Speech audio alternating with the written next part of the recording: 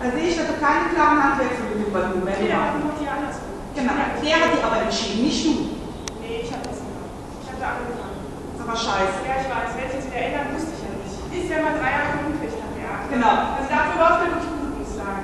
Ne, du bleibst am Coaching nach vorne. Genau. Jawohl. Und jetzt bist du zu weit vorne. Dann kann ich nicht. Du musst ihn nach vorne schicken. Klapp deinen Arm nicht aus, lass den Arm am Körper. Du kannst ihn nicht mit dem Arm so wegholen. Du musst am Ellbogen sein. Jawohl. Jetzt muss deine rechte Schulter zurück, sonst sagst du ihm gleich, kommt die Wendung. Jetzt darfst du mal die Brüche nehmen. Komm. Konzentriere dich jetzt auf deine rechte Schulter und deine Hüfte am Ellbogen. Jawohl. Jawohl. Du merkst, der ist ganz fein. Der geiert total drauf, was du tust. Jawohl, ist gut so. Na klar, Biegung ist alles.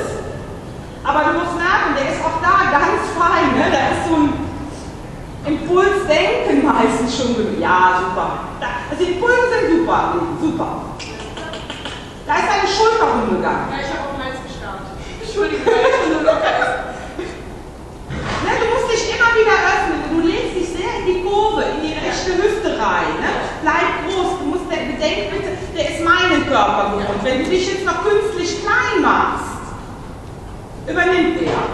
Aber der ist total entspannt, siehst du ja. Die Türe klappert, da hinten rennt ein anderer Hengst und der ist bei dir. Also der hat die schlimmste Phase überstanden.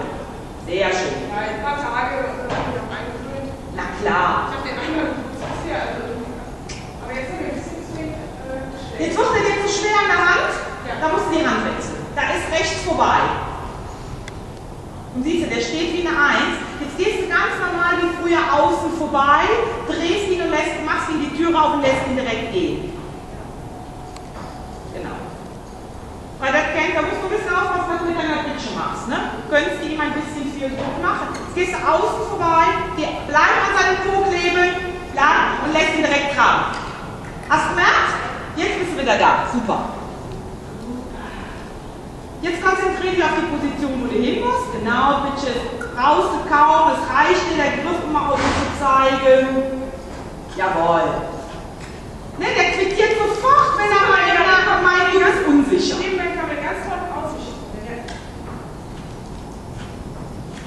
Ja, musst du aufpassen, der geht ja aber aufs äußere Vorderbein, wenn du den dann schiebst. Aber irgendwie muss ich ihn ja, der kommt ja ab und zu. Dann nimmst du nur die.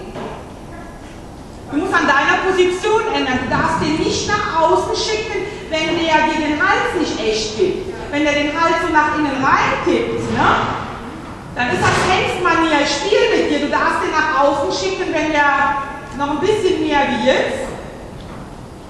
Wenn er so ist, darfst du ihn nach außen schicken. Merkst du? Wenn sobald er mit dem Kopf den wieder nach innen rein tippt, ist der außen auf der Schulter. Da kann er nicht nach hinten verschoben sein, da müsste sich ein Hals brechen.